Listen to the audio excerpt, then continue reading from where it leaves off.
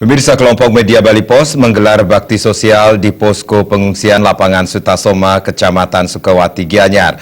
Bakti sosial yang bertepatan dengan HUT ke-19 harian Denpos ini diisi penyerahan 4 buah tandan air siap minum, sembako dari karyawan dan pembaca Denpos, serta bantuan lainnya dengan menggandeng sejumlah pihak.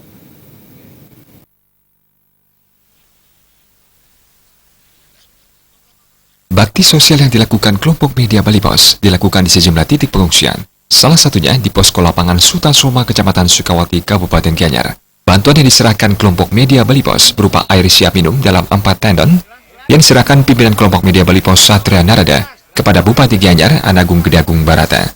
Bupati Gianyar Anagung Gede Agung Barata mengapresiasi bantuan dari berbagai pihak bagi warga yang mengungsi di sejumlah titik di Kabupaten Gianyar, termasuk bantuan 4 tandon air siap minum oleh kelompok media Bali Pos. Grup Bali Pos ini betul-betul ya, air itu ya, kalau kita ndak makan sehari masih hidup, kalau ndak sehari ndak minum air itu sudah kelepak-kelepak itu. Ini saya terima kasih sekali dengan grup Bali Pos mengasih air itu memang konsumsi utama sekali. Ini kita minum bersama ini. Sehat sekali, jernih sekali airnya. Mudah-mudahan ini baru di sini.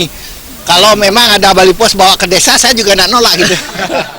Selain itu, bantuan lain diserahkan di posko lapangan Sutasoma, berupa sembako dari karyawan dan pembaca harian Denpos yang tepat pada 1 Oktober 2017 ini berusia 19 tahun.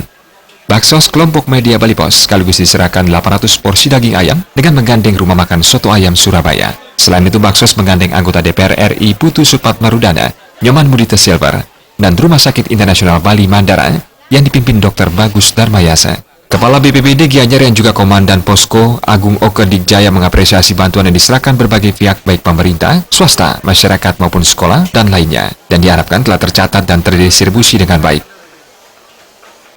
Semua lapis masyarakat termasuk ibu-ibu di pedagang ya semua menyumbangkan apa yang bisa disumbangkan, terutama kan kebutuhan dasarnya itu sudah disumbangkan ya, luar biasa. Kami sekarang buat gudang lagi ya, dan ini dinas sosial sudah mendistribusikan sesuai dengan instruksi dari Bapak Bupati untuk ke kantong-kantong yang memang perlu bantuan. Agung Oke Digjaya mengatakan hingga 1 Oktober ini tercatat jumlah pengungsi sudah berkurang dari total 804 orang. Sebanyak 124 orang warga secara bertahap diantar pulang karena wilayahnya masuk zona aman sesuai dengan instruksi pemerintah.